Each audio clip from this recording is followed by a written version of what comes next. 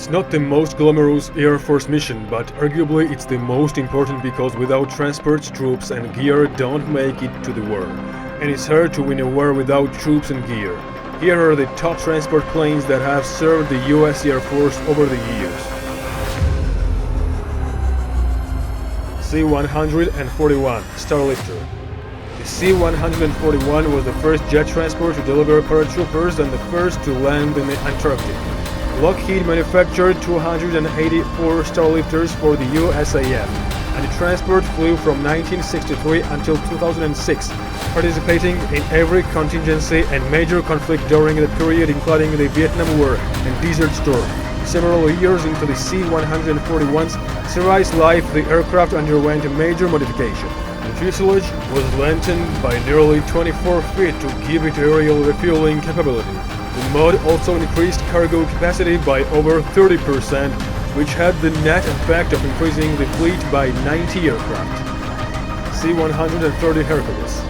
The USAF originally ordered 219 C-130s in the mid-1950s, and 50-some years later more than 900 Hercs have been delivered, logging over 20 million flight hours in the process. The C-130 has defined workhorse primarily by virtue of its versatility. The Hercules was originally designed as an assault transport, but was adapted for a variety of missions, including special operations, close air support and air interdiction, mid-air space capsule recovery, search and rescue, aerial refueling of helicopters, weather mapping and reconnaissance, electronic surveillance, firefighting, aerial spraying, Arctic, Antarctic ice resupply and natural disaster relief missions. C124 Globemaster II. Old Shaky, so-called because of its handling characteristics in flight, was the first USAF transport built specifically to carry bulky cargo like tanks, field guns, bulldozers and trucks. The airplane had clamshell doors and hydraulic ramps in the front and an elevator in the back. Revolutionary technology at the time. The Globemaster II could carry 200 fully equipped troops, and as a result it was used heavily in the early part of the Vietnam War. The airplane was also used extensively in resupply missions to the military missions in Antarctica and during relief efforts to far-flung parts of the world like the Congo and Chile. C-190 Flying Boxcar. Fairchild built 1,150 boxcars for the USAF. The aircraft could carry 62 combat-equipped troops or 30,000 pounds of cargo. The flying boxcars saw extensive service during the Korean War.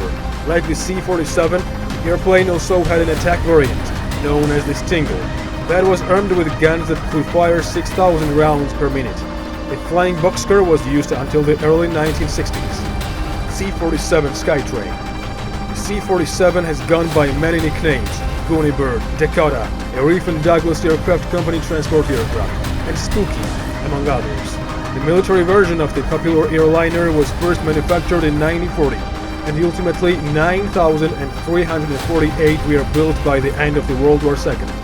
The C-47 saw a lot of action over Europe, most notably during the D-Day invasion where they were used to drop paratroopers behind the German lines. The C-47 continued service through the Vietnam War, including an attack variant nicknamed Puff the Magic Dragon because of the firing rate of the guns out of the sides of the aircraft.